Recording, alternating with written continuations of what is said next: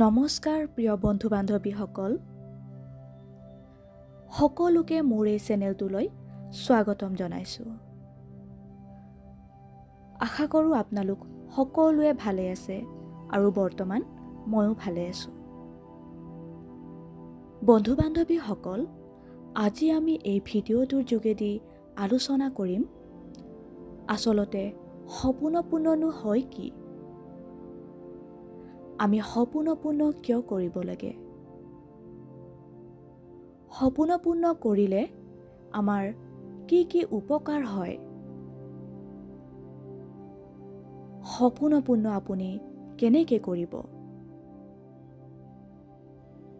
বন্ধু বান্ধৱীসকল, আজি আমি এই ভিডিঅ'টোৰ যোগেদি এই গোটেইখিনি কথা আমি আলোচনা কৰিম।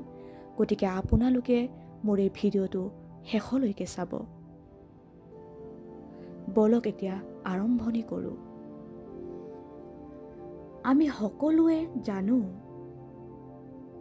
এক অদ্ভুত শক্তিৰ অধিকাৰী হয়,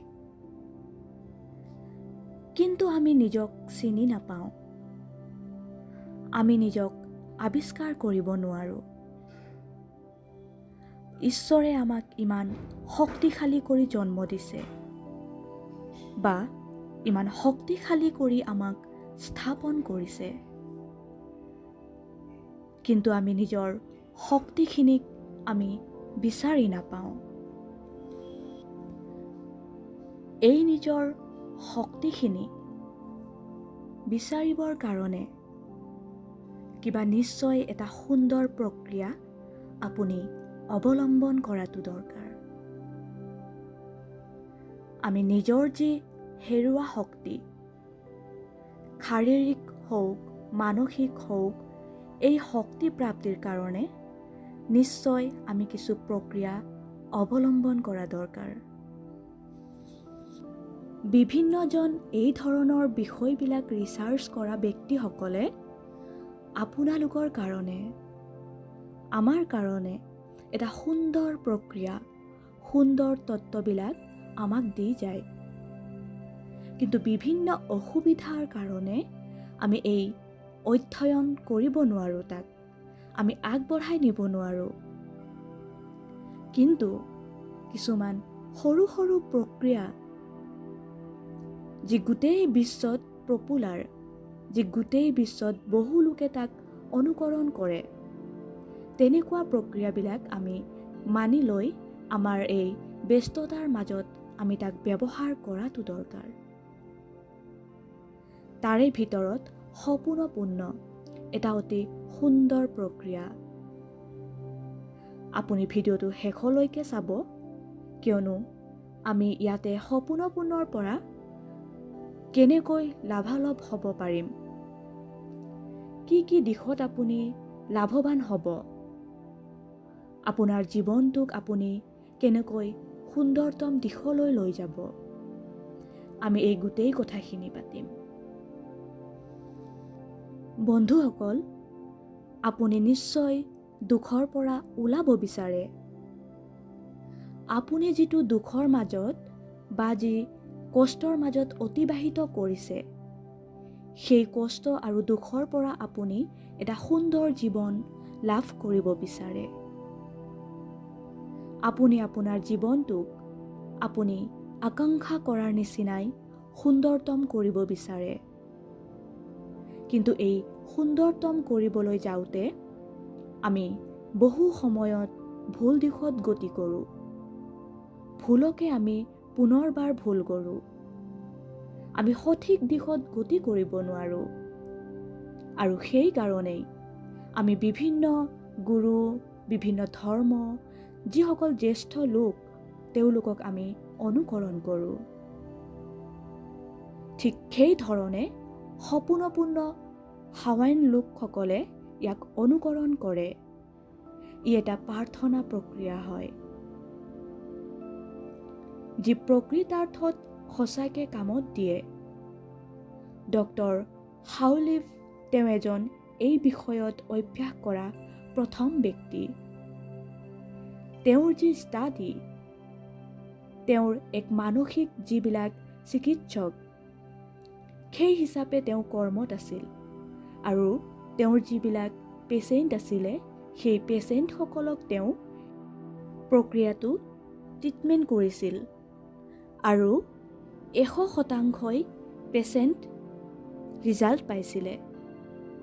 এইটো এটা অতি সুন্দৰ প্ৰক্ৰিয়া, কিন্তু এই প্ৰক্ৰিয়াটো ছিষ্টেমেটিক ৰূপত কৰাটো অতি দৰকাৰী।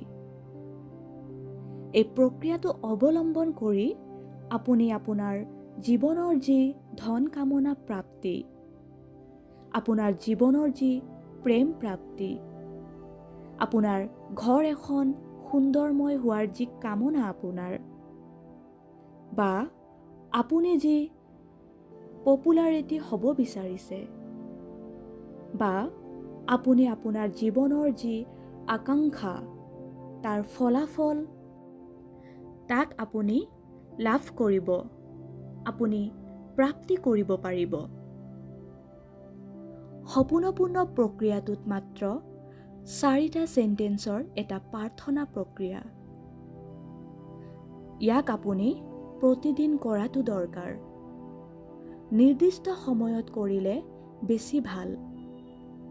কিন্তু যেতিয়াই আপোনাৰ মনটো দুৰ্বল লাগে, যেতিয়াই আপুনি নিৰাশ অনুভৱ কৰে, যেতিয়াই আপুনি কষ্ট অনুভৱ কৰে, তেতিয়াই নিশ্চয় আপুনি ইয়াক অভ্যাস কৰিব লাগে।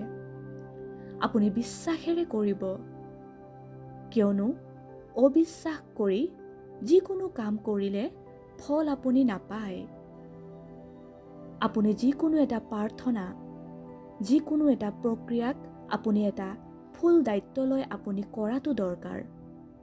আপুনি ৰেছপন্সিবিলিটি লোৱাটো আপোনাৰ কাৰণে খুবেই দৰকাৰ। সপূৰ্ণ ই আপোনাক শিকায় আপুনি যি ভুল কৰিছে, আপুনি যি জীৱনত যিবিলাক কাম কৰিছে, সকলো জীৱনৰ সকলো ভুল শুদ্ধ সকলো দায়িত্ব আপোনাক ল'বলৈ শিকায়। আৰু আপুনি বিশেষকৈ নিজৰ লগত যি ভুল কৰিছে, নিজৰ লগত যি সমস্যাৰ সৃষ্টি কৰিছে, আপুনি নিজৰ লগত যি আপুনি ভুল দিশত আপোনাৰ জীৱনটো বহুতাৰ লৈ গৈছে, এইবিলাকৰ পৰা আপুনি নিজকে শুদ্ধতম দিশত নিবৰ কাৰণে আপুনি নিজক এই প্ৰাৰ্থনাৰ জৰিয়তে শুধৰণি কৰা দৰকাৰ। 4টা চেণ্টেন্সৰ হয়, আপুনি মনত ৰাখিব পৰাকে সৰু সৰু চেণ্টেন্স হয়। আপুনি ক'ব, শুনক, I am sorry, please forgive me, thank you, and I love you. I am sorry, please forgive me, thank you, and I love you. I am sorry, please forgive me, thank you, and I love you. I am sorry, please forgive me, thank you, and I love you. I am sorry, please forgive me, thank you, and I love you. I am sorry, please forgive me, thank you, and I love you. এই 4টা চেণ্টেন্সৰ এটা সুন্দৰ প্ৰাৰ্থনা প্ৰক্ৰিয়া, যি প্ৰাৰ্থনা প্ৰক্ৰিয়াক আপুনি যদি অৱলম্বন কৰে, আপোনাৰ হৃদয়ত যদি হাত থয়, আপুনি প্ৰতিদিন এই যিটো প্ৰাৰ্থনা তাক কিছু সময়ৰ কাৰণে আপুনি যদি অনুকৰণ কৰে, আপুনি নিশ্চয় শান্তি লাভ কৰিব। আপুনি যেতিয়াই চকু খুলিব, তেতিয়া আপুনি এখন নতুন পৃথিৱী দেখা পাব। এখন নতুন জীৱনত আপুনি গতি কৰিব আৰু আপোনাৰ জীৱনটো এটা সুন্দৰময় দিশত গতি কৰিব। অতি সহজ হয়, শুদ্ধ প্ৰক্ৰিয়া হয়, আৰু এই প্ৰাৰ্থনাক সকলো ধৰ্মীয় লোকে ইয়াক অনুকৰণ কৰিব পাৰে। সেইকাৰণে সপোন পূৰ্ণ কৰিব। সমূহীয়া সপোন পূৰ্ণ অতি ভাল, কিন্তু যদি সমূহীয়া সপোন পূৰ্ণ আপুনি কৰিব নোৱাৰে, নিশ্চয় আপুনি অকলে হ'লেও কৰিব। আৰু বাৰে বাৰে আপুনি ক'ব, I am sorry, please forgive me, thank you and I love you. I am sorry, please forgive me, thank you and I love you. আকৌ ক'ব, I am sorry, please forgive me, thank you and I love you.